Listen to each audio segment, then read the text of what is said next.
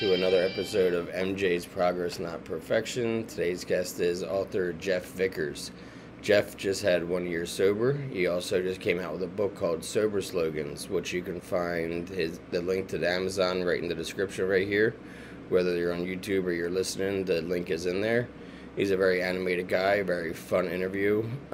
Crazy story. He was around with crack in the 80s in New York City when, it was really going off and really starting to hit a new high of what was going on over there. So he was right in the thick of things, and we definitely get into that and a lot more for this very fun interview. For the show, I appreciate you taking the time, Jeff. Come on here. You got a book. I see it behind you, Sober Slogans. Yes, sir. Thank you. When did that come out, man? When it came out, it's been out about 4 months now. Okay. About 4 months. Daggone it. Was it July? Was it June? Was it May? I forgot. It was when we was on vacation. It was so crazy because we had everything set up, but we went on vacation and it went live. We made it go live, but just the paperbacks, because I got a long-term strategy and whatnot, and it's working. What I thought would work is actually working. I'm extremely proud about that.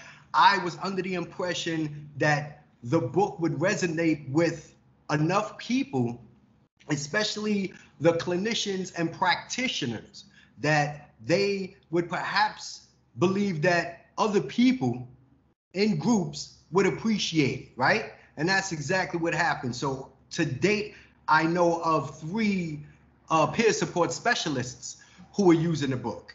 Right. So what's the book about then?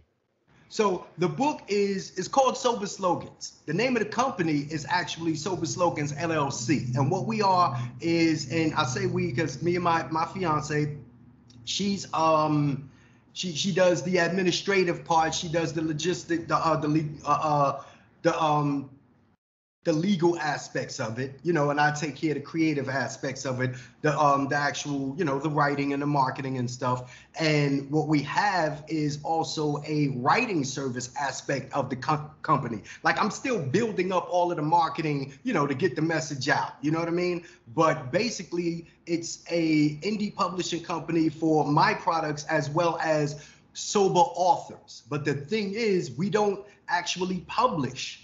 Like if you came to me with a manuscript, I'm not publishing it under Sober Slogans LLC, but okay, we will do the formatting. We will speak about a creative direction of it. If your overall vision is speaking clearly within your body of work, if you need some editing, you need, what I mean? Things like that. That's cool. And references for, cause I might start doing book covers myself. Because I'm getting ready to start doing articles on my website. I'm building that out. I'm already a guest blogger on Vince Shiflett. Shout out to Vince. Oh, I'm over here. I keep looking. I always do that. I look at myself. Shout out to Vince Shiflett.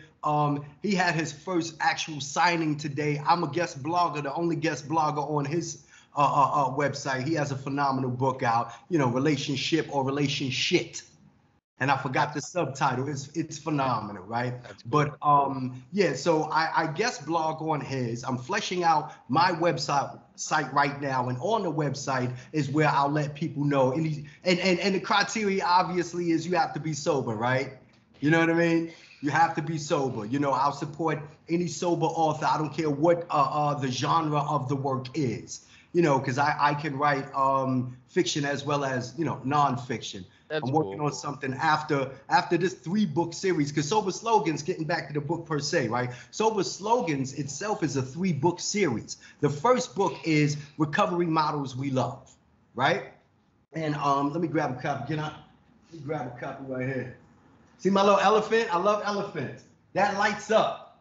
That's cool. That lights up. It's LED. That lights up. I love elephants. I love what they symbolize.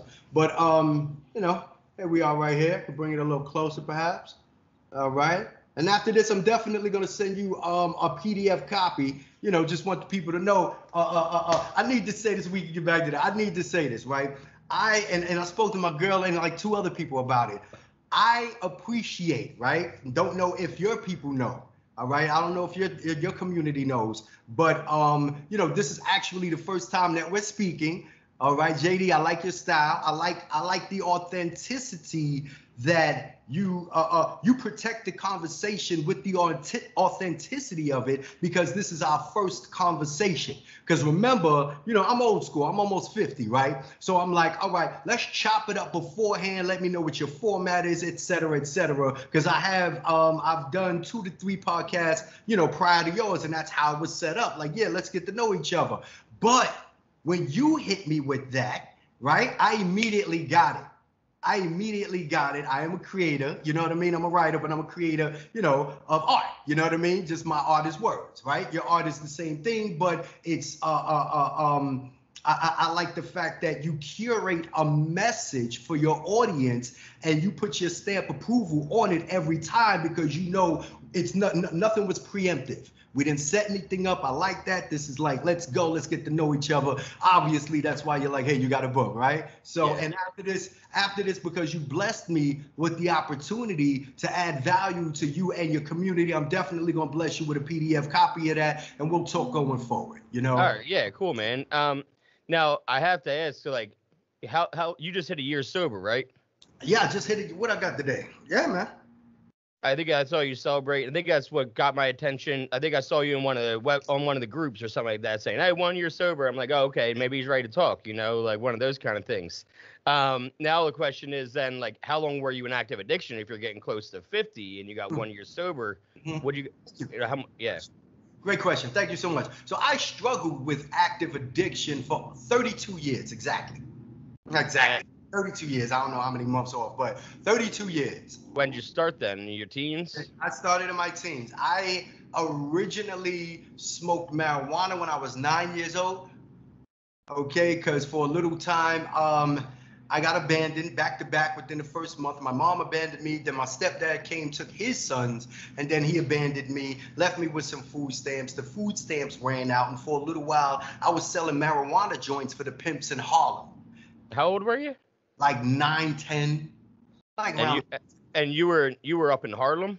Yeah, Harlem, New York. That's where I'm from. I'm in Atlanta now. Shout out to the A, but I'm definitely from the Boogie Down Bronx. Shout out. But during that time when my mom abandoned us due to her drug addiction, but major shout out to my mom's, because she's going on 20 years sober right now. You gotta love it. You gotta love it. But yeah, 9 years old, between 9 and 10 was the first time that, because after my step-pops came, got his kids, and abandoned me. I don't know if he had issues with my mom. I don't know. I'm way past anger and guilt and all that. You know what I mean? Because, he suffered with alcoholism himself.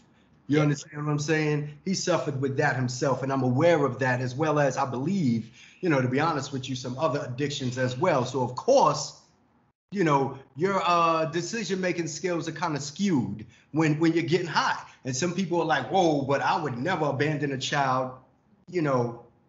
Everybody's different. Everybody's story is different. And honestly, those people that say that, most people that never even touched drugs or never even lost control. Yeah. So I forgive the man. Long story short. Yeah. And so how long is that where you started then your journey of 32 years? Were you in New York then? Yeah. So it was just for a little while, like I said, that I at that age I was smoking marijuana because my grandmother came and got me, and she raised me. So during the time that she raised me was, during my formative years, and I was caught up in, hip hop culture, hit the ghetto. Within hip hop culture, drug culture really smashed America, totally obliterated majority of the impoverished neighborhoods in America. We know the story. Especially crack in the 80s was through the roof. That's all you ever look. That's all you ever saw. I mean, even in the movies, what's up? I'm trying to think, New Jack City. I always think of New Jack City. And obviously you've seen it. Classic. Shout out to John Singleton. Shout out to Wesley Snipes. Yeah. Shout out to who else is in there? Chris Rock as Pookie, man. Come on. Chris Rock. Shout out to Christopher Williams. That's one of. Well, I always think of Pookie in that scene. When he's about to hit that crack pipe again. And how he's sweating it out and he's about to relapse and he knew this is happening. You know, that was a really real scene, you know, and like very, you know, it definitely, it made sense to me. I was a pill addict, but like, I definitely had those moments of like not wanting to do these pills anymore. And then still like, I just had to, you know, and they nailed that. They got, and people, anybody that's seen that movie knows that like they nailed that, you know. With me, major. Because I mean, definitely by the time that came out, I was definitely caught up in my active addiction. So let's speed up a little bit, right? Yeah. So by the summer of 1988, I was selling crack cocaine and also smoking it in joints. So I would roll it up in paper and smoke it with either tobacco or marijuana. And I did that for years until the 90s when I actually hit the pipe. You know what I mean? And so from 90 to 92, I was in prison for my drug addiction, right? And from 93 to 96, I was in prison for my drug addiction. Then from 99 to 2008, I was in prison for my drug addiction. And that's when I came down here with my ex-wife. I need to share this.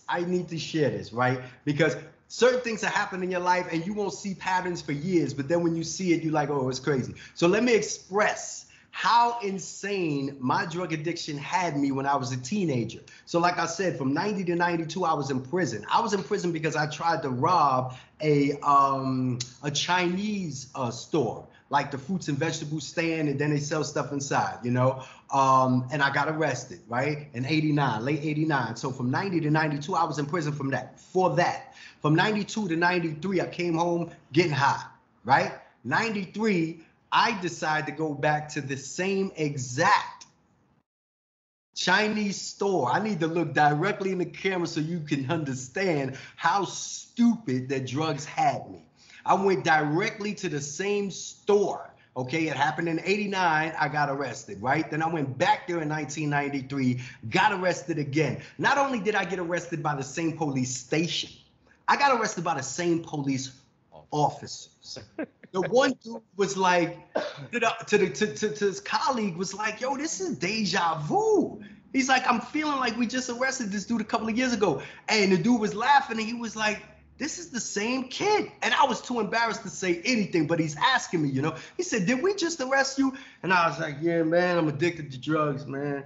So how stupid is that? And that right there, that one moment is, for me at least, is symbolic to so many patterns, negative patterns of behavior that drug addiction had me repeating over and over. Some overt, you know what I mean? And some not so much. You understand what I'm saying? Some that's just blatant as far as, no, I'm not going to pick this pipe up. You know what I mean? I'm not going to do that. Not this weekend. I'm not burning through my money again this weekend, let's say, right? And then one weekend every month, you know that that's your pattern. You're relapsing. It's mandatory. You know what I mean? And that's something that's blatant. That's something that, you know, there's obvious ramifications to your actions because you're caught up in that negative pattern of behavior. But then there's things that's so subtle that we don't see that starts in here. You know what I mean? And they're manifested through our patterns of behavior that may not have such, you know, severe ramifications as far as me thinking about it on a regular basis and then having, you know what I mean, to distract. That obsession. Yeah. Exactly. You had the obsession. I mean, and it sounds like you had it for a long time. I mean, were you still active? Because like I know that like drugs flow through prisons. So, like, were you able to find and still continue to stay high while in prison? Were you kicking and staying straight each time? Thank you so much. Thank you so much. Again, the insanity of my drug addiction. I never got high in prison. I sold marijuana. I kid you not, right? Kid you not. An old timer showed me how to make hooch. You know what hooch is? Jailhouse wine. Yeah. An old timer showed me how to make jailhouse wine. So no matter what prison I was in, whether I was getting packages or love for my family or not, I knew how to make wine. I was so good with making wine that police officers and dudes from, you know, the Italian mob were buying wine off of me. Like the correctional officers themselves was like, yo, you know we supposed to get a gallon this week, right? Like dead serious, because they get drunk and they play poker and stuff. But it was so crazy, right? But I never even did my own hooch. I sold marijuana. I sold heroin, and I sold coke. I sold crack cocaine. I never did drugs in prison, dude. That's crazy, man. That's awesome. It's just, usually you do. Obviously, you know that. Yeah, of Usually course. you go in and you still find it and you still do. And Hmm. then so I at least that had to have given you some kind of like confidence when you first, every time you got sober. But I guess maybe because you Oh, were locked up, it made it easier to like lock up in. I don't know. What was it about prison that you didn't want to get high in prison? the main thing for me, because I just keep it 100 with my addiction. That's why people relate to me. I ain't got time, to sugarcoat nothing. You know what I Yeah. mean? The main thing for me is we all like to have certain experiences when we get high. We like to replicate that experience. We're chasing the dragon. We're chasing the high, right? So not only are you trying to chase the high per se, for me, at least, I'm trying to chase the experience. I want the That makes best sense. crack. I want Okay. the best crack cocaine I can get. But whatever it is that I like doing during that time, I might like playing poker while I'm high off of crack. So I got to make sure that there's poker players in the house, preferably women, right? Ain't no women in prison, right? So I was the guy, honestly, that when I got high, I like to engage in, That makes sexual sense. activities. You know what I Okay. mean? And it wasn't happening in prison for me. So Yeah. that was number one. Number two, right? I didn't understand the logic of geeking in a prison cell. Whether you in a prison cell by yourself or you doubled up, depending on what, state you in. You know what I mean? In New York, they doubling up, they tripling up in one cell. They quadrupling up. They putting 4 people in one cell. They sardine packing them. You know what I Yeah. mean? From So what I've heard, like Rikers is just like over, like yeah, just I spilling. haven't been to Rikers in a long time, but I'm sure they trying to get as much bang for their buck. Yeah, yeah. From what know, I read, yeah, I you know, read something about them recently. They're basically like spilling out of there. Like yeah, there's so it's a many. hustle. They have in most states actually they have privatized the prison industry. So if you Hmm. privatize the prison industry, your product is inmates, and you get the money. You get your money based on square footage, how many you can pack in. You know how this go. Yep. You know how this go. You know what I mean? But for me, I never felt the need of getting high, while I was in prison. I just never felt the need. It didn't work for me. For the Uh, third case, I caught a 15-year term, and I had to do 10 inside mandatory and 5 on the back. So okay. that's what I did. I did 10 inside, and that's when I came down here to Atlanta. I've been down here since, met my ex-wife while I was in prison, beautiful woman. We had 2 beautiful children, just didn't work. And during that time, what was it? From 99 to 2008, I was in prison. Then I came down here. I've been down here since 2008, and I was a dad. I was a husband. I was a member of a church. I was on the staff of the church. It was a very, very beautiful experience for me, but I felt so much out of water. I didn't grow up with what we call the nuclear family. You know what I mean? I didn't grow up with, a mom and a dad with children. So, in retrospect, I really was a good dad based on the You weren't based see on what based on you. get it. Let me get it. Wait up. Let me get it. I want to say it like exactly how I feel it. Based on the knowledge that I had at the time of what it was to be a dad without having that direct experience. I knew what it was to be a dad through media and through 1 or 2 families in my projects that, the children happen to be blessed with a mom and a dad, me peering, at their life, living vicariously through them. You know what I mean? But other than that, I didn't know what it was to be a dad, right? But looking in retrospect, I was a good dad. I wasn't getting high. That's why I want to clarify this. So from 2008 up until probably 2015, I wasn't getting high. What transpired was we got divorced. We got separated. We were about to get divorced, and she started playing with my children. My addiction kicked in my head because I was making good money, not living too far from them, still coming home to do, the same routine. You understand what I'm saying? But she flipped out. Don't even want to get into that. She flipped out, started playing with me, being able to see them. And my addiction took hold from there. And I went on a 5-year binge, right? So you asked me how much time I got, right? I have 1 year and 22 days clean and sober. Okay.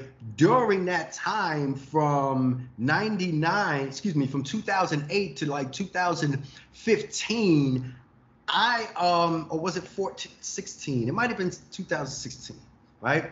I didn't consider myself sober during the time that I lived with my ex-wife and my children. No, I wasn't getting high, okay? No, I wasn't getting high. I wasn't a thought about getting high.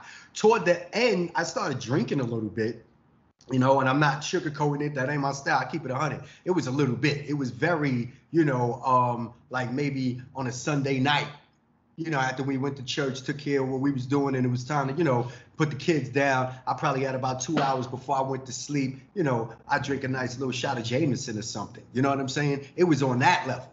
It was on that level. It wasn't even, you know what I'm saying? It was nothing, or some wine. You know what I mean? Like, she didn't know me because she met me in prison. So she didn't know me during my addiction. She's never seen me during my addiction, even up until now, because I haven't seen them.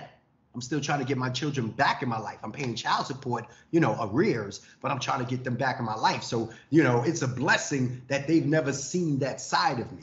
But during this last 5 years, I had I went through my wilderness. Came out on the other side, you know. Yeah. What did you get back into then, since you're not back in New York? You know what I mean? You weren't into drinking, you know what I mean? So like, and crack is still around, but it wasn't like as like prevalent as it was, and like as around back in the 80s and 90s as everywhere you looked.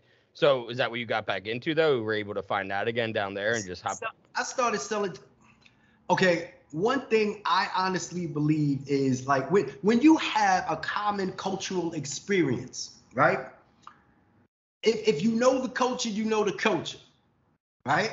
So it doesn't matter what your geographical location is. What I'm trying to say is I'm from the streets. I got you.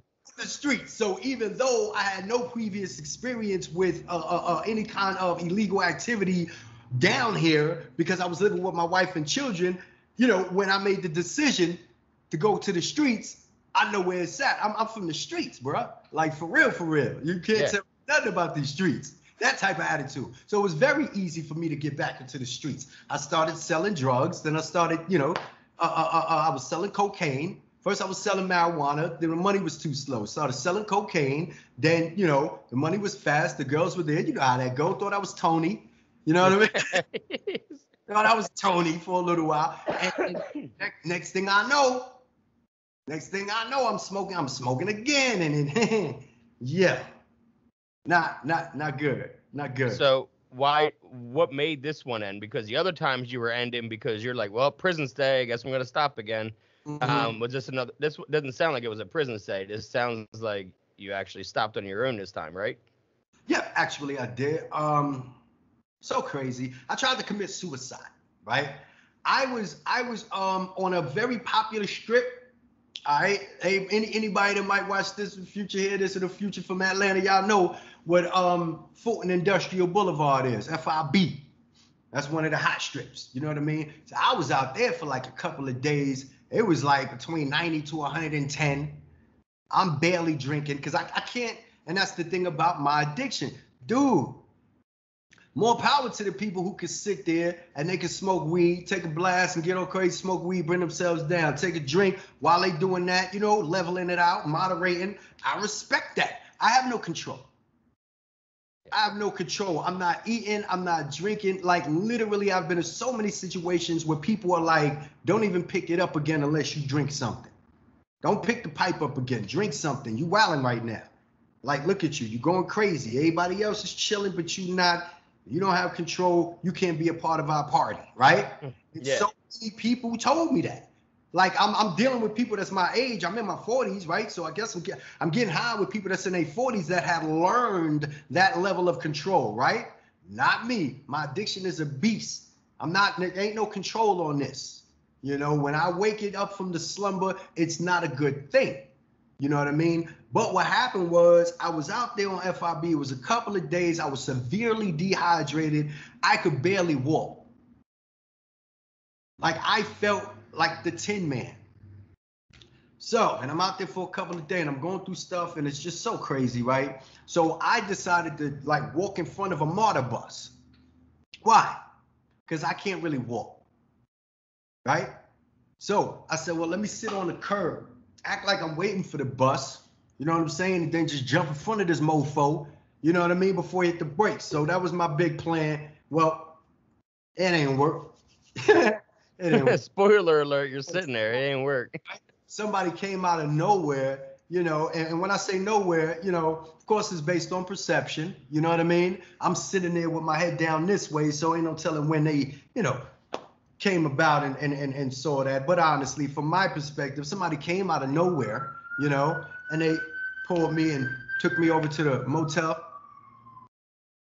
I just want waiting for that siren to go by. Can you, if you don't mind starting that back over again? I just want to take that part out because it got really loud in my ears, so I don't want listeners to go, holy shit. Yeah, I'm on a strip. I'm on a strip. Beautiful. I'm in a beautiful neighborhood. I like that Jay-Z book behind you too. Actually, that's a painting. You want to see it? Yeah. That's a painting. As you can tell, I'm into like, you know, other kind of paint. You see them behind me too. Yo, I see you. I see you. And because of the way that this place is structured, I can't really have the background like I want, but we're moving from here next year and we're getting our first house. But this is a painting. Sick. So it's the metal hang up. Is someone do that, you know, or? Yeah, I'm gonna tell you in a second. Okay. All right, cool. So I got that from a young lady from Chicago. I came across her TikTok, and that's what she does. She's phenomenal. Yeah. And she's from Chicago. She's done Pepsi commercials for Chicago. She has some of her stuff, I think, in a couple of exhibits out there. Like, she's really the deal. Kelly, I don't want to go through my whole TikTok, whatever. Got too many. No, that's fine. Yeah. Kelly something, but she's from Chicago. So when I saw it, I went to her website, and that's the first piece, to my official collection. Because I've had, a couple of pieces here and there throughout the years, but I absolutely love art. But anyway, you were telling the story about, like, you were telling a story about your friend pulled you, or somebody pulled you. Yeah, so this guy, he pulls me back and he gets me over there to where the motel is where I'm staying at, and we wait for the EMT workers, to come get me, take care of me, right? So they started pumping me with fluids. Dude, I kid you not, inside my stomach, it looked like there were beetles in my stomach because I was that dehydrated. And the young guy was amazed. He was just like, I ain't never seen nothing like this. And the older guy was like, I saw it one time. He said, this dude you got to chill here. So I don't know how many liters or whatever it was that they gave me. And then from there, they took me to the psych unit here. It's called Grady Hospital. And the 13th floor is where they took me, and I was there for a couple of days. And during the time that I was there is when I honestly had a spiritual awakening. I had a spiritual awakening. It was just like, enough is enough, dude. Yeah. Enough is enough. So I left there, and a scenario had popped in my head that happened with a guy who was my sponsor very briefly. And what he said to me resonated with me, and it helped me make this decision to seek help as soon as I left the psych unit. And what he said to me was, Jeff, keep coming back. And I speak about it in my book, in the chapter, Keep Coming Back, right? But this is so real because I felt a level of calm within me on one hand when I left the psych unit, that the decision that I made not to get high was real, but underneath, there was a practical fear. I was homeless. The woman that I was staying with, you know how that go, deuces, dude. You want to be a crackhead, go about your business, which I respect, you know what I mean? So that was a wrap, and I had no, like, people down here that I could roll up on and be like, hey, because I ain't been in contact with nobody. And that ain't really my style anyway. My struggle, and I've always been like that. You know, you have people like, you know, especially, you know, smoking crack growing up. You know what I mean? You always see people disturbing their family with their addiction. That just wasn't me. I was the guy that went MIA for 2-3 years. If I'm getting high, I'm MIA. If I'm in jail or if I wind up dead, it is what it is, but I'm not dipping in your purse. I'm not lying to you, asking you to cash app me nothing. Like, I don't get down like that. You know what I'm saying? So, you know, you'd rather go to the same Chinese stores over and over. Well, I switched my hustle up. Thank you, though. I'd rather not do that anymore. I'd rather not do that anymore. I started hitting different kinds of Chinese stores. Smart. We don't need to discuss that. So I didn't have any place to go. Right now, like a year previously, I had went through this place. These people are so beautiful. They're called Musk Ministries. MUST, I forgot what the acronym stands for, but they're just beautiful people, right? So I went through their program, which is a 30-day program. Look, this never heard of this in my life, right? Maybe it's because of the area, whatever. It's in Marietta, Georgia, right? You go through the 30-day shelter. During the time that you're in a 30-day shelter, they expect you to get a job, right? Which shouldn't be a problem because they have a relationship with the chicken factory. They're even in the chicken factory's orientation brochure. So they automatically hook you up with a job. That's not a problem. And while you're there, they suggest that you look for a house because they have a place to stay because they have a housing program. And if you find a place to stay and it's within that county, you know, within the first month, they'll take care of the first month and last month's security and like 80% of the first month's rent. Then the second month to go down to 60. The third, I mean, they set you up. So I went through that program, right? Then I relapsed and boom, boom. So now I'm back out there, right?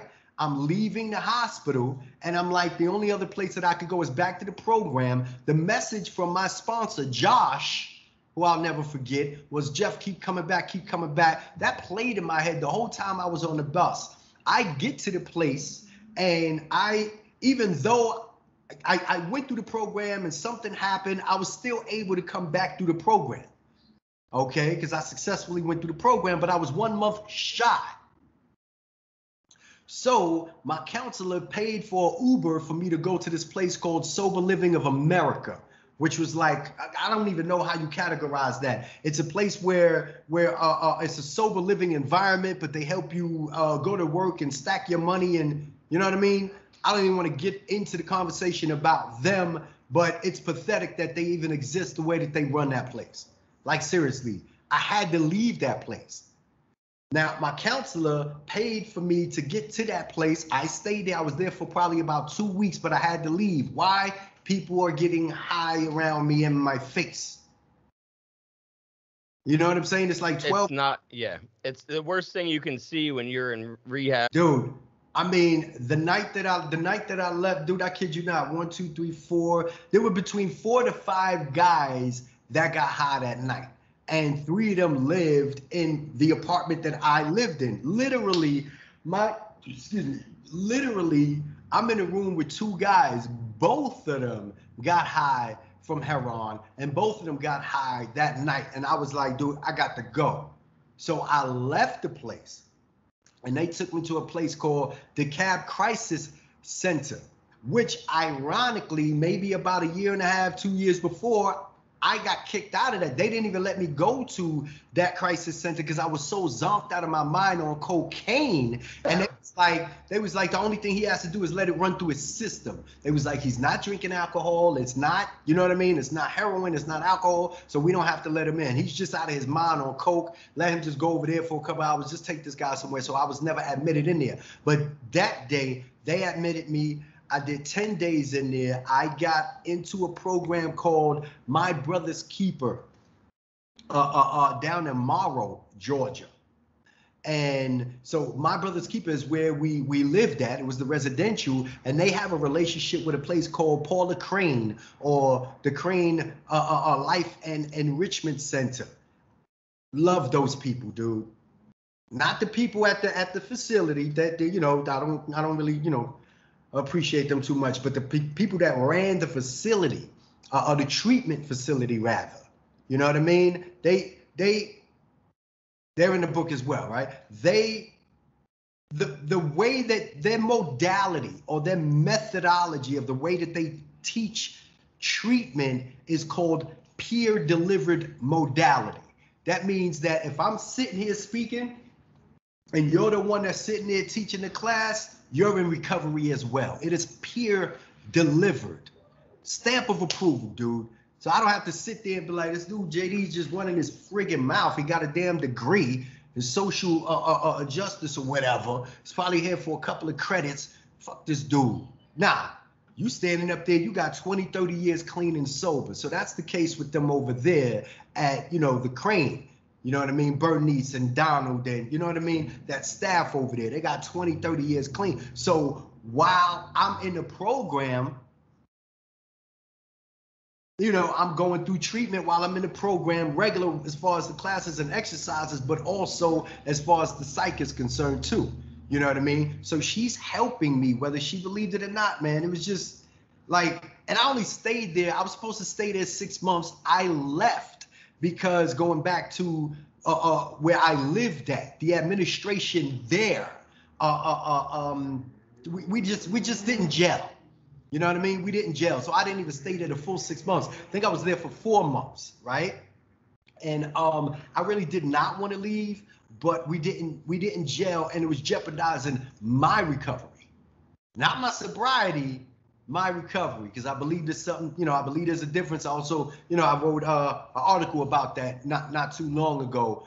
Sobriety and recovery, is there a difference? And I believe so. So it was affecting, Can you elaborate on it? Just for anybody else, because I would love to hear your breakdown of it. I appreciate it. Okay, so when we hear about being a recovering addict, it's like, okay, what's that? You know what I mean? If we make distinctions and say that this person is an active addict, obviously they're using, right? If this person is a recovering addict, they're not using. But it's more than just not using, because if we were talking about just not using, we'd be talking about abstinence, right? So there has to be some additional things going on with this recovering addict person, right? What I believe is when we speak about the recovering part of the addict, that's the adjective, right? What is this about? You know what I mean? This is describing the addict. The addict is the noun, the person. Right? So what kind of addict is this? The recovering addict for me is the addict who's on a journey to regain the level of health that they had before the addiction, right? And that they're staying on that path to continue to educate themselves about that addiction, and to educate themselves about their relationship with that addiction. That is the path of recovery, and it is heavily it is heavily invested with education. During the path of recovery, you should heavily invest in the education of your disease, what disease is. You understand what I'm saying? And the relationship that you had it's an education. That's when you're recovering. You understand what I'm saying? That's when you're going through counseling sessions and things like that. It's to get back what happened before the catalyst that occurred within my life and your life, which propelled us on this journey of self-destruction through drugs that we call addiction, right? You know what I mean? So that for me is what recovery is about. You know what I mean? It's about me constantly, for me, and this is just for me, at my fingertips, I'm always reading about, addiction. It's mandatory. That's just for me. It's mandatory for me to educate myself about addiction, about what the scholars are saying, about, what's my attitude about what they're saying. Do I have an opinion about it? Of course I do, because I'm opinionated, right? So that's recovery for me. Finding out what's going on, what's MAT, what's smart recovery, what's, you know what I mean? Like really finding out what's going on in the bigger community, your recovery. You know what your triggers are. You know your self-talk. For me, the crust of a person's recovery is the quality of self-talk. I can't overstate that. And I'll say it again, okay? The level, I might say it a little different, but it'll come out the same way.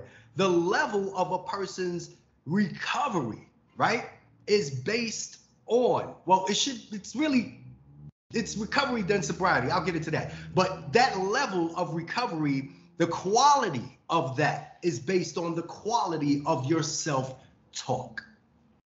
I couldn't agree more, yeah. Thank you. I always talk about negative self-talk. I mean, it's one of those things that, I think as addicts that we're empaths and we're always, nobody is meaner to me than I am to myself, and I, for me, you can be sober 9 months and still miserable as fuck because you're not working a program. You know what I mean? Like, we're going to touch on that. Yeah. And, that's why, and I've said this in a lot of meetings, that rock bottoms are all the same. Our rock bottoms are the same. It doesn't matter. You might think that your rock bottom is something that's a low point. A rock bottom is a day that you surrendered and say, I don't know what the fuck I'm doing. Help me get out of this. And you ask for help for the first time. There's people that I've seen that come here into meetings. They're 9 months sober, 10 months, whatever you want to call it. And they're like, and I'm like, no, you're alcohol free. You know what I mean? There's a difference. You're abstinent, but you're not trying to do anything. You're not actually working on yourself. Our problem wasn't drugs and alcohol. Our solution to our problems was drug and alcohol. Now that we take the drink and the drugs away, we have to work on ourselves so we don't pick it back up again. That's recovery. And now we speak about sobriety, right? I could really, really get into that. But for me, my sobriety for me is the obsessive self-belief that I can perpetually become a better version of myself. And I mean that. I am obsessed the same way that I used to be obsessed with crack cocaine. Can't tell me nothing about the loop. All right? The psychological loop of being obsessed with crack cocaine.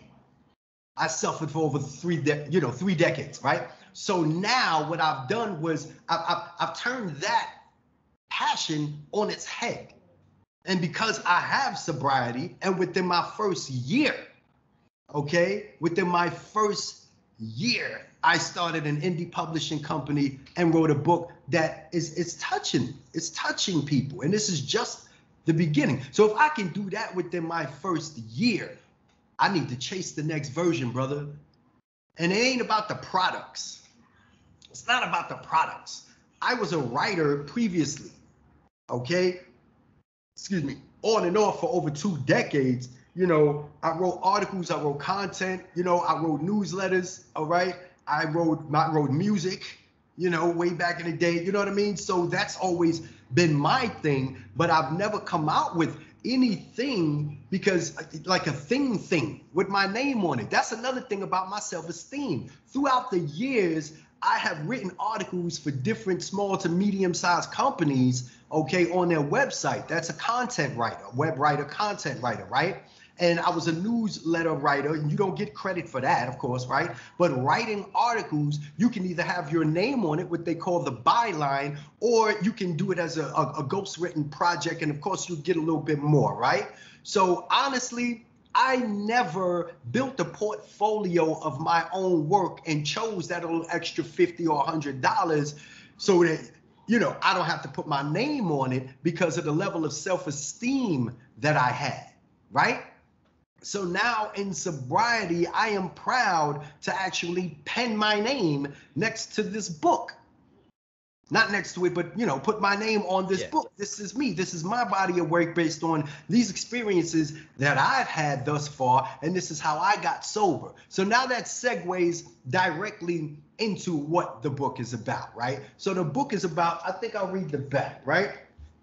It's real quick blurb, all right? And it's more or less succinct. After suffering from a drug addiction for over 30 years, I had a spiritual awakening. Finally surrendering to sobriety, I learned about recovery models and the power they had to change my life. This book describes the spiritual principles behind 7 popular recovery models and how they transformed my life. And these are the 7. Keep coming back. 1 is too many, 1,000 is never enough. 1 day at a time, 90 meetings in 90 days, principles before personalities. Recovery is a journey, not a destination, which is my favorite. And thanks for letting me share. So those, okay. So again, I'm a writer. I'm a lover of stories, right? I love reading them. I love writing them. I love the theme between so many different stories over the millennia, you know, between different cultures as far as love, as far as honor, as far as that's always been, you know, my thing, right? What's really always been my thing is that, you know, words are powerful. I recently wrote an article on Vince Shiflett's website called The Hocus Pocus of Recovery Models, right? First meeting I ever went to was in 1992. It was an AA meeting because I was on parole. And remember, I told you from 90 to 92, it was drug related. So if it's drug related, you got, you know, you got all kinds of stuff that you got to do, right? 90 is one of them. Thank you. That's where I learned about 90 and 90, right? So I speak about my first meeting in the book. It was hilarious, seriously. And that's where I learned about AA is, you know, because of parole. So I'm going to these meetings and I'm hearing these slogans, these recovery models and all of that. And one side of me is like, that's kind of slick, the writer side, right? Yeah. You know, the stubborn addict, young adult that's on parole is like, friggin' assholes. You know what I mean? I'm like, I don't want to hear this stupid 1 day at a time. Nobody, you know, keep coming back. Why would I want to keep coming back when I don't want to be here in the first place, right? Yeah. I don't want to be here. Why would I? You know what I mean? So, but the thing about it is that when I was on that bus, when I left the psych unit and I was like, I am on my road to recovery. I don't know what it looked like. I'm going to get sober. You understand what I'm saying? What came to my head was what Josh told me, keep coming back. And it led me, you know, to it led me to the first place, which was and I don't even think I mentioned the name. I forgot the name off the top of my head. Was Musk Ministries. I said that. I'm tripping. Okay, it led me to Musk Ministries. That like a siren in my head while I was on the bus. Keep coming back, Jeff. Keep coming back. I can't explain to you again. It was so weird because on one level there was that level of peace, knowing I wouldn't get high again. But on the other level, it was like, I don't even have a place to go, a place to stay. So me hearing that recovery model, keep coming back, right? The power behind that is what led me on my road to recovery. And that's real, bro. I'm on the bus scared to death. Like, oh man, I got my trap phone, my crack, you know, it's all cracked and whatnot. And I'm on a Wi-Fi, the bus, you know what I mean? And I'm just like, what do I do? Where do I go? And I'm like, man, I'm gonna go back to Musk. I'm gonna get back on my feet. This is real. You understand what I'm saying? And I'm hearing it in my head, and then I'm seeing the scenario that transpired that made Josh tell me, keep coming back, keep coming back. And that was like a siren in my head. You know, so then while I was in treatment, you know, and you know, we go to treatment for different reasons. We know that. You understand what I'm saying? So there were very few people that I personally believe that were there because they really wanted to be, right? So I had to protect myself. I was antisocial like a mofo. they needed to be there for somebody else. You wanted to be there for you. It works when you want it, not when you need it. We need water. We need oxygen. We need food. We don't need sobriety. You have to want it. You have to. You definitely have to want it. Thank you for that. You have to. So I was antisocial with these guys, man. You understand what I'm saying? And keep in mind, come on, how much time I had in prison under my belt. Now I know how to be social. You know what I'm saying? So let me not, you know what I mean? Let me clarify that. It wasn't that I was antisocial because I was in prison. It was I was antisocial because I was in prison. Yeah.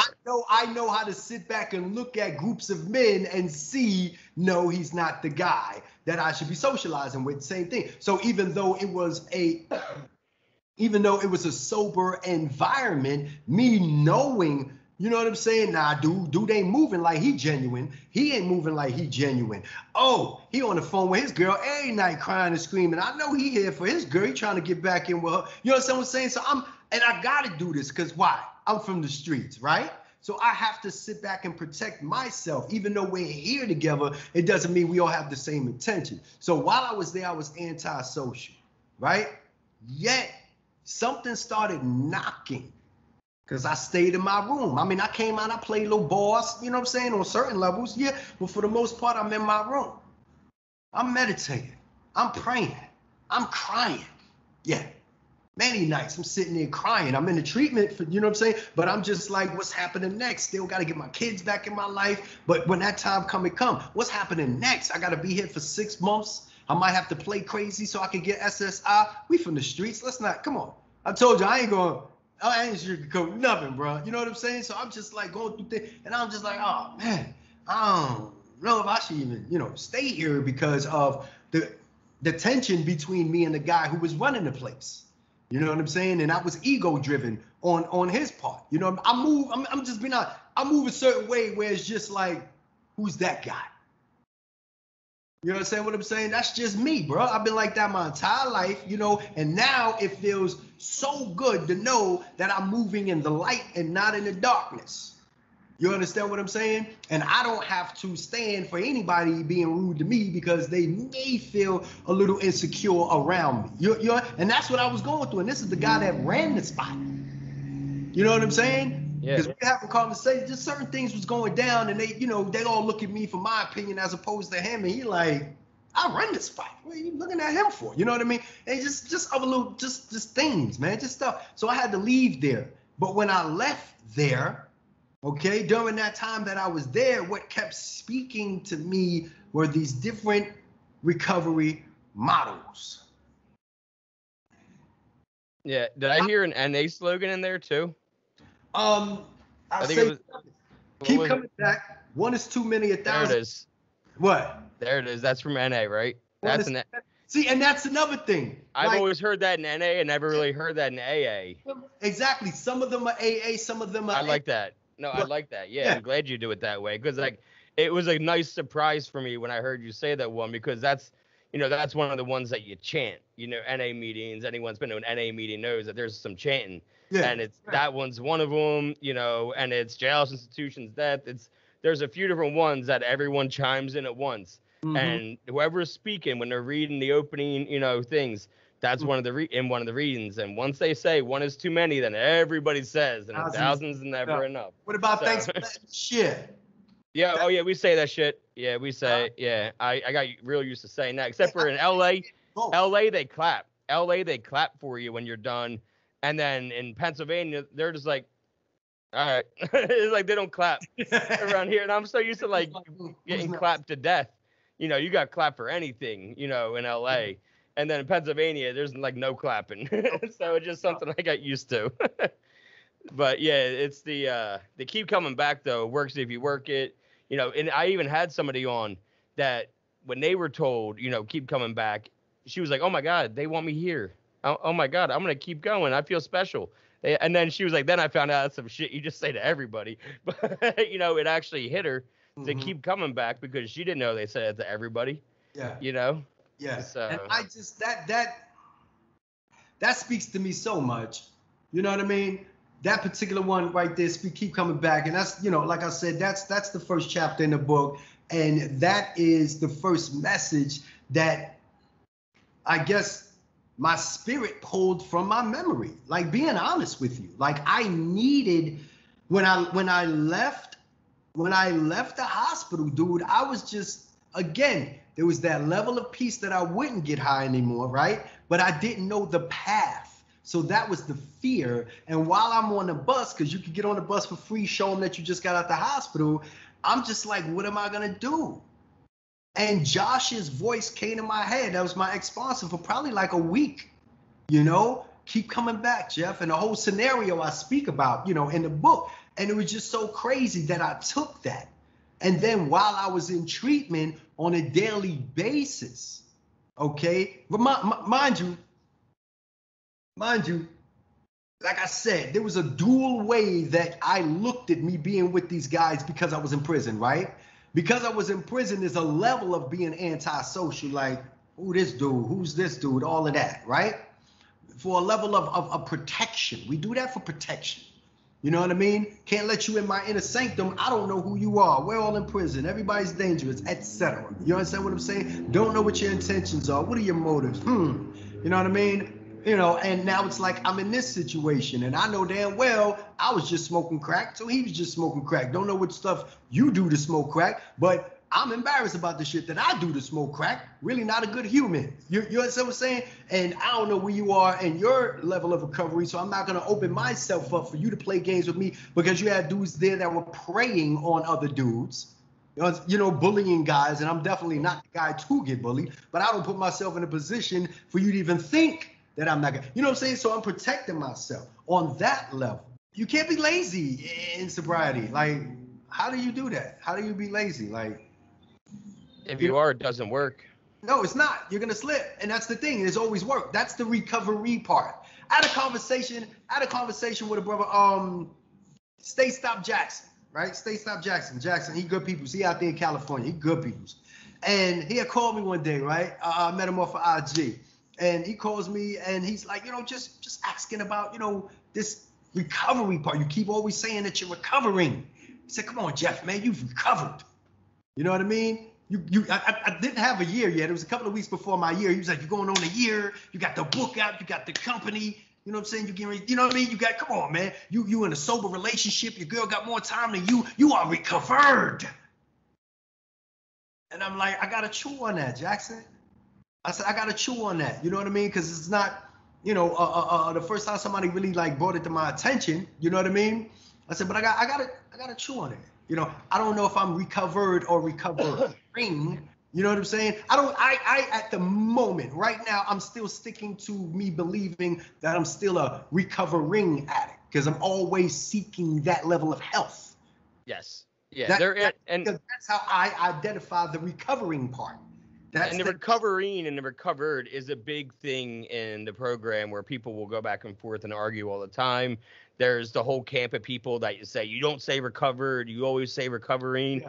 And then there's the people that I know, there's a bunch of people I know, and actually a lot of them West Coast, they're always like, but the book says, you know, 17 different times with an ED. The book says recovered. That's what Jackson said. That's what Jackson said. So, you know, and there's a lot of people that, you know, they'll stick to that, and that's what they said. Mm-hmm. And I get that. But, you know, for me, if I think that I'm recovered, that's when I start going down again. You know, when I think I'm done, you know. So, yeah, I'm in recovery, you know, with a Y. I don't say recovering, you know, I would say with a Y. I'm in recovery. Yeah. You know. Yeah, I say I'm in recovery, but I also say I'm a grateful recovering addict and recovering alcohol. I can't talk. I am a grateful recovering addict and alcoholic. Yep. You know what I'm saying? Because this is a constant thing. You know what I mean? Because my relationship with it is like, okay, again, I make a distinction between recovery and sobriety, right? But as long as I am alive, as far as I'm concerned, I am constantly recovering so I can enjoy the life of sobriety. Like, that's how I think it works. You know what I mean? Recovery for me is just one slice of who I am. Yeah. I don't have to recover when it comes to writing, so I'm not a recovering writer. You understand what I'm saying? I'm not I'm learning how to be a good lover, and I don't mean that sexually. I mean really like a good, paying attention to my partner, and you know what I'm saying? Like, yeah, she's really teaching me because she's sober, right? You know what I mean? I'm not a recovering partner. Like I'm you understand what I'm saying? Yeah, you're active. There hasn't been such damage in those other areas where I need to regain my health and constantly stay on point about that level of health. To me, that's recovering, and I need to only do that when it comes to drugs and alcohol. So for me, I'm still solid, and I believe that what you inherit when you put that level of work in recovery is a life of sobriety. It is a lifestyle. You understand what I'm saying? Whether it's a cute T-shirt like the one I'm wearing right now, right? Still sober, right? Or it's me being able to say, 122 a year and 22 days clean. You understand what I'm saying as a part of that? But guess what? It's the whole of the way that you choose to live. For me, that's sobriety. Me meditating, me staying on point about, not slipping into the guy I used to be. Me always being proactive about what I'm doing next spiritually. You know what I'm saying? Me stepping up my level of meditation. You understand what I'm saying? Me stepping up my level of health. I relapsed on cigarettes. I've been struggling with that. Now I'm getting ready to get back, get back to leaving that alone. You know what I mean? That's sobriety. That's what areas do I need to focus on. You understand what I'm saying? And go hard in those areas. Where is my passion? Am I a painter? Right? See, this is my big thing. Because I'm getting ready to start doing a bunch of videos. You remember the sty situation, right? Oh God! Should we tell your community? That was funny. That was too funny. Go ahead, you tell them. If you want to. It's just crazy to me that we both had styes in our eye for our 1 year, man. Like, I woke up on my buddy's couch in LA, just because I was crashing with him. I flew into LA for my 1 year, and, we go to a meeting that night. I take my first cake, and then I crash at his place, and I all intentionally waking up and doing shit and hitting a bunch of meetings that day, and I wake up, my eye just, like, swollen shut. And so it was crazy, when I hit you, I'm like, congrats on 1 year. Let's do this interview. Let's do this podcast. Let's get your book out there, bro. You're like, man, is it a video? I'm like, yeah. And you're like, man, my eye just, let me show you. And like, man, it looked like mine. It was awesome. We exchanged those pics. And you showed me your sty eye, right? That's you can't make that up when you bond with people over stuff like that. You just can't, right? You just can't. Yeah, it's just. And for me, what you were saying, sobriety for me is unmanageability. Sobriety for me is that second part of the first step of the unmanageability. Is my life unmanageable right now? Mm-hmm. Because like anyone can be abstinent from the first part. Anyone can stop the first part. But is your life unmanageable still? That's sobriety. Because there's so many people going back to what you said when we first opened up. You just passed me the basketball. I'm about to dunk it. So many people in sobriety, so-called sobriety, are miserable. I don't consider that being sober. I just don't. I just don't. Because when you get to being sober, dude, for me, it's like, dude, I don't care if I wake up and my back is hurting. Like, I'm sleeping on the couch right now, right? I'm sleeping on the couch. Right? My girl's recovering. She just had, 2 surgeries within the last 2 months. It's hard right now. You know what I mean? I'm sleeping on this couch. I wake up sometimes, crick in the neck, back. Okay, cool. But I wake up, and I kid you not, there's a level of humility when I wake up, a level of peace, and a level of joy. And this is every single day since I've been sober. And I know it because there was an absence of it before I got sober. My entire life. You understand what I'm saying? Oh, I know. And even I couldn't agree more. I'm sorry? I couldn't agree more, man.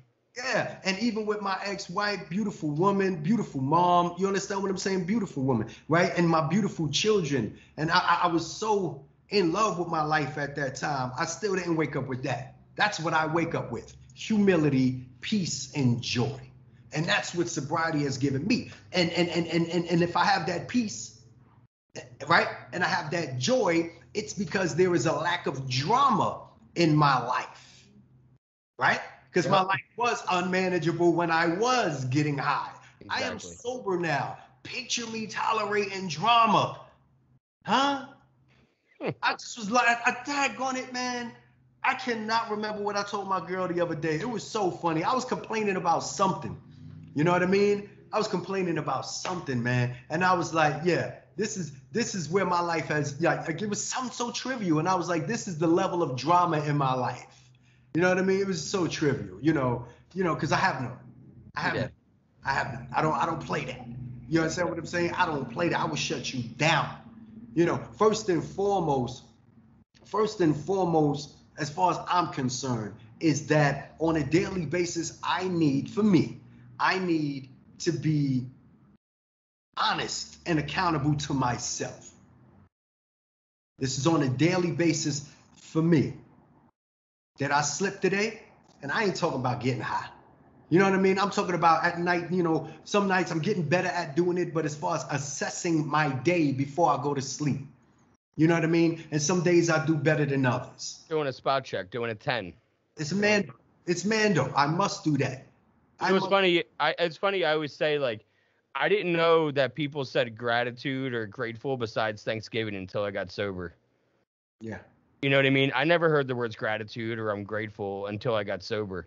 Or somebody won like an Oscar or some shit. You know what I mean? Like, I didn't hear those words. And then all of a sudden I got sober and then we're doing 10-step every day, you know, in rehab. And then like, all right, what's your gratitude list? I'm like, my what list? They're like, what are you grateful for? I'm like, it's April. What are we doing gratitude for? They're like, you practice gratitude every day. I'm like, like, you know, like blown away. 31 years old at the time, you know, almost 32. And I had no idea that people even use the words gratitude and grateful besides Thanksgiving, you know, and because I was so far, you know, I drank for 20 years and for 10 of them, I was in the pills every single day, you know, every single day for 9.5 years. I had some few bouts, a little bit of here and there, but let's be real. It was 9.5 years. My mind was on pills every single day, whether I ingested them or not. You know, sometimes I didn't even get a chance, but it was on my mind obsessing for 9.5 years. You know, so I get it, man. Is there anything else you wanted to end with? Like, because I do have to wrap up soon. Yes, sir. Anything you wanted to end with? What final question might you have for me? That we can end off with that. What final question? Because what's number 2? What's book number 2? What are you working on? I'm still working on that. Okay, so thank you. What am I working on? Yeah, what are you working on? Okay, currently, I am working on the audio book. Okay, so I can slap that on Amazon and on Barnes & Noble, and the workbook. The workbook probably is going to come out before the audio book. I don't know. You know what I mean? But being that, like I said, peer support specialists are now using the book, and I have one that I'm in talks with as far as helping me develop it. You know what I mean? And that's what's slated, hopefully, you know, for this winter, so I can start selling them as a set. Not hopefully, definitely this winter. Yeah. I'll be selling that as a set. You know what I mean? I'll have the description. I'll have your Amazon link in the description. So if you want to go straight to the book, just, you know, you'll be able to click on the link in the description, whether you're listening or whether you're watching. The link will be in there for you, just to click right on it and it'll go take it right to his book on Amazon. Appreciate you, brother. I really do. Yeah. And I'm only gonna hit you with a PDF copy, man. And I like to hear your opinion on that. You know what I mean? Of course, bro. Yeah. You know, I just want to end off by saying, you know, honestly, I appreciate your time. I appreciate you allowing me, you know, trusting me enough to add value to your community. That's first and foremost. I really appreciate that, you know, and just want to tell your community, tell your family that I'm sober for real. You know, I'm sober for real. And what I mean by I'm sober for real is that I live this on a daily basis. You know, I am so grateful for the fact that I have a year and 22 days clean, and I didn't get it by myself. You know, I got it by working with beautiful people. And I mean that. Other sober, you know, recovering addicts and alcoholics. You know what I mean? And the love that I'm getting, you know, from my book, it's because of the authenticity. I'm an addict. You're an addict, recovering addict. You know what I mean? And people are taking in my book because game recognized game. Again, I don't sugarcoat nothing. You know what I mean? Game recognized game. You know when somebody is telling their story when it touches you. You know. You know. You know what I mean? You know. So I'm just asking, the community to help me build this out. Help me build this out. And what I mean by build this out is help me extend my message. That words are powerful. Words are extremely powerful. And that if you choose to be sober, you'd be surprised what version that you'll become one day. That's my message, and I would implore you to just check the book out, check the reviews out. He's going to leave the link. Check the reviews out on Amazon. I got people doing TikToks with the book, and, it's the love of the community because it relates, Yeah. What is your TikTok? Sober Slogans. Sober underscore slogans. You're going to see the book there. Are you following, are you on my page, Sober Slogans page on Facebook? Yeah, of course, man. That's how I found you. Yeah, okay. My bad. Nah, I'm fucking with you, bro. Yeah, I got you, though. Yeah, no, I just... G2, same thing. Sober Slogans. It's a brand, baby. But I'm going to let you go. Listen, I appreciate, the love right here. Like I said, I'm going to hit you with the PDF, and hopefully after that, maybe we might, do another one. Maybe we can put something together for your peoples. We'll talk. Awesome, bro. Awesome. Have a great day, dude. I'll talk to you. You too, bro. See you, man. See you. All right. Thank you.